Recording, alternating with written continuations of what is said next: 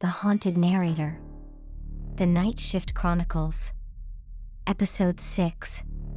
The Midnight Census. I've always been something of a night owl. That's why working front desk at the Pineview Residential Building seemed like a perfect fit. The upscale apartment complex housed mostly professionals who were gone during the day and slept soundly at night. The overnight shift, 11 p.m. to 7 a.m., was typically uneventful. I'd check in the occasional late arrival, accept packages, and monitor security cameras. Plenty of time to work on my graduate thesis in peace. Pineview wasn't particularly large by city standards, just 12 floors with 6 units per floor, for a total of 72 apartments. It was a converted office building from the 1930s, renovated with modern amenities while preserving Art Deco details like the brass elevator doors and marble lobby. The residents appreciated the character, and management charged accordingly. I'd been working there for about 4 months when the first census arrived. It was a Tuesday night in January, just past 2 a.m. I was deep in research for my urban sociology thesis when I heard the revolving door turn. A man entered, brushing snow from his shoulders. He was tall, thin, and dressed in an old-fashioned dark suit that seemed insufficient for the winter weather. He carried a clipboard and a leather satchel. "Good evening," he said, approaching the desk. His voice had an unusual quality, precise but hollow, like someone speaking in an empty room. "I'm here to conduct the midnight census." I hadn't heard of any census, midnight or otherwise. "I'm sorry, but I don't have any information about that. Do you have some identification?" He reached into his jacket and produced a laminated card that identified him as Thomas Blackwood, Census Bureau, Special Collections Division. The card looked official enough, but something about it seemed off. The font was slightly archaic, and there was no digital watermark or modern security feature. "This is highly irregular," I said. "We have protocols for accessing resident information. I'd need to see something more official and hear from management." Blackwood smiled thinly. "Check your email. Management was notified last week." I refreshed my inbox, and to my surprise, there was indeed an email I'd missed from the property manager. It authorized a statistical collection representative to review occupancy records during the overnight hours of January 17th to 18th as part of a municipal population study. "It's just a verification of occupancy numbers," Blackwood explained. "How many units are occupied, basic demographic information.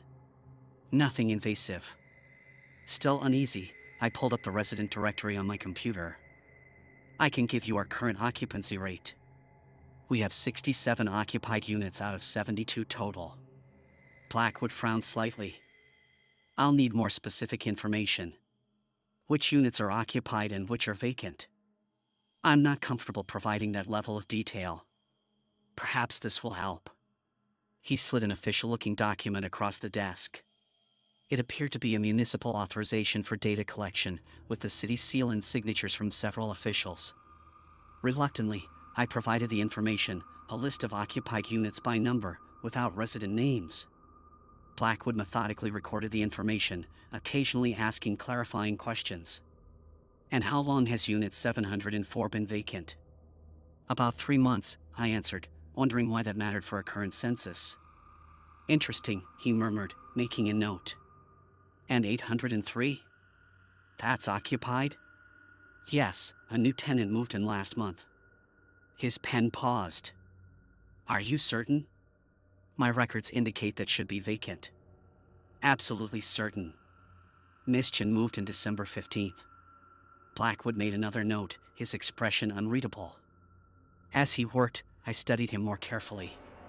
His suit wasn't just old-fashioned, it was vintage, with subtle details that suggested it was actually from the 1930s or 40s, not a modern reproduction. His clipboard and pen were similarly anachronistic, and his pale hands had an almost translucent quality under the lobby lights. "And what about the 13th floor?" he asked without looking up. "There is no 13th floor," I replied automatically. "The building goes from 12 to 14, like many older buildings." Blackwood finally looked up, fixing me with a penetrating stare.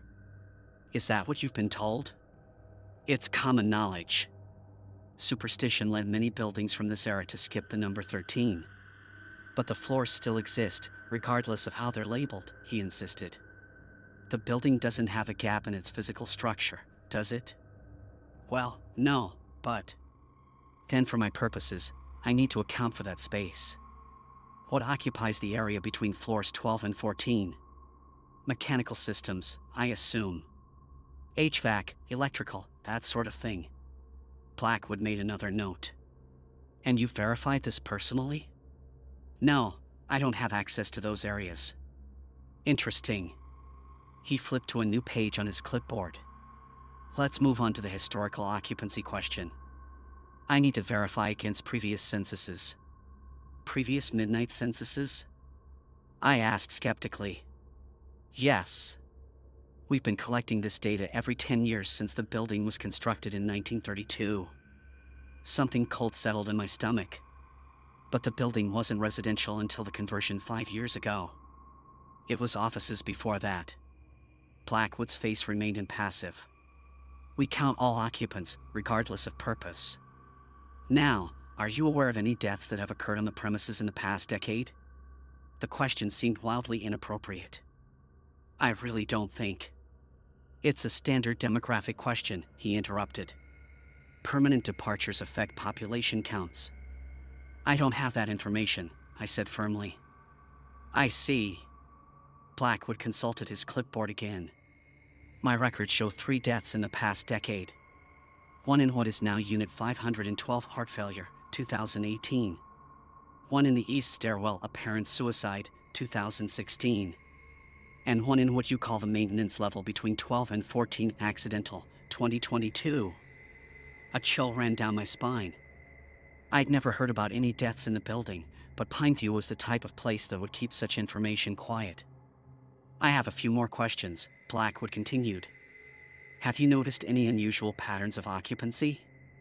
Residents who seem to be present but aren't on your official records? No, I said, increasingly uncomfortable. Any reports of sounds or disturbances from supposedly vacant units? No.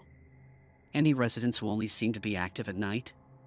Who never leave their units during daylight hours? I thought of Mr. Winters in 1102, who I'd only ever seen during my night shifts, always wearing the same dark overcoat. And the elderly Mrs. Prentice in 605, who received regular deliveries but whom none of the day staff had ever reported seeing. Blackwood seemed to read my hesitation. I see. And have you personally experienced anything unusual during your night shifts? Cold spots? Unexplained sounds? The sense of being watched?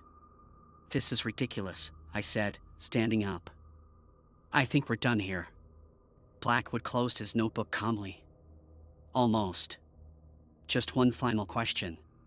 He leaned closer, his voice dropping to a near whisper. Have you ever accessed the 13th floor? I told you, there is no 13th floor.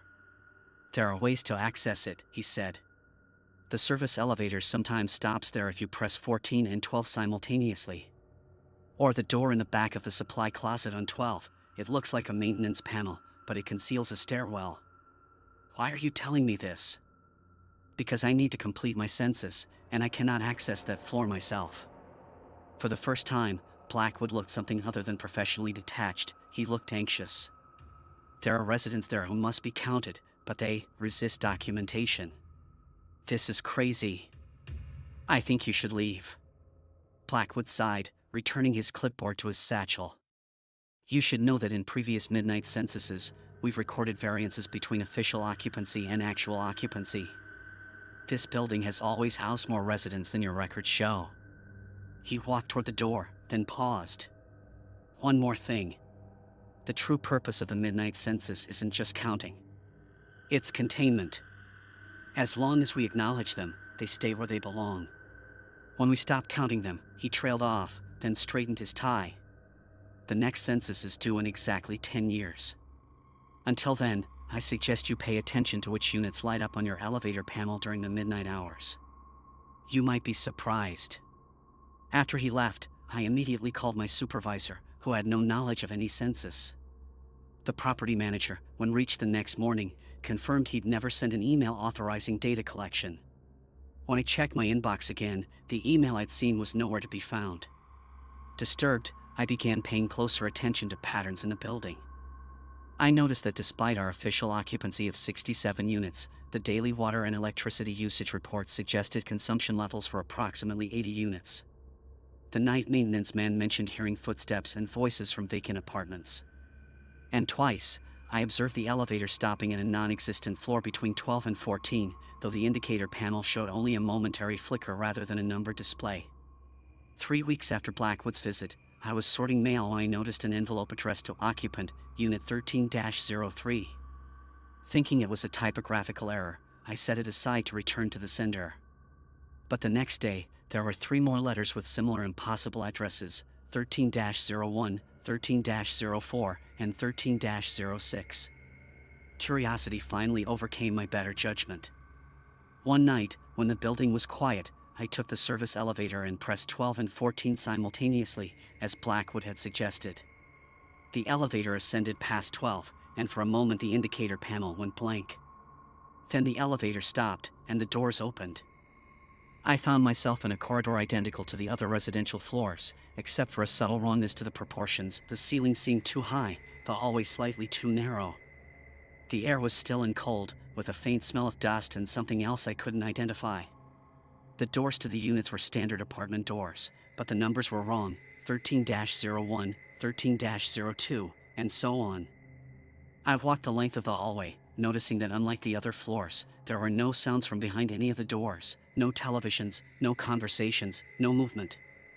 Except from 13-06, where I heard what sounded like scratching, as if someone, or something, was dragging fingernails across the inside of the door. I left immediately, taking the stairs down rather than waiting for the elevator. The next day, I gave my 2 weeks' notice. I couldn't explain why, but I knew I couldn't continue working nights at Pineview. In my remaining time, I spoke with other night staff, security guards, maintenance workers, and pieced together more of the building's secrets. The mechanical floor had never appeared on any official building plans. The original construction in 1932 had allegedly been halted for 6 months following an incident that claimed the lives of several workers. And most disturbingly, every 10 years, residents reported unusual dreams of being counted, measured, and recorded by solemn men with clipboards who visited in the middle of the night. My replacement was a college student named Jessica, eager for the quiet night shift to study for her classes. On my final night, as I was showing her the systems and procedures, the lobby door revolved, admitting a cold draft, but no visible person entered. A moment later, the elevator dinged, its doors opening to an empty car. We watched as the indicator panel lit up, showing the elevator ascending without passengers. It rose past the lobby, past the residential floors, and then the panel flickered momentarily before showing the elevator had stopped at the 14th floor. That happens sometimes, I explained casually. Old wiring. Jessica nodded, but I could tell she sensed something wasn't right. I didn't tell her about the midnight census, or the 13th floor, or the scratching behind door 13-06. Some knowledge isn't helpful for a job like this. But I did leave her an envelope to open in case of emergency. Inside was the contact information for Thomas Blackwood, Census Bureau, Special Collections Division, though I have no idea if the number would connect to anyone still living. Before I left Pineview for the last time, I placed the misdirected letters in the outgoing mail slot. As I did, I noticed they all had return addresses. The senders were other units in the building, units that officially existed and were occupied by normal, living residents. I've moved to a different neighborhood now, and I only work day shifts. But sometimes, around midnight, I wake suddenly with the unshakable feeling that someone is standing at the foot of my bed with a clipboard, counting, measuring, documenting, making sure I stay where I belong. And sometimes, I catch myself checking behind doors for stairways that shouldn't exist, leading to floors that aren't supposed to be there. Because I've learned that just because we don't count something doesn't mean it isn't there. And sometimes, the things we refuse to acknowledge are the things we should fear the most.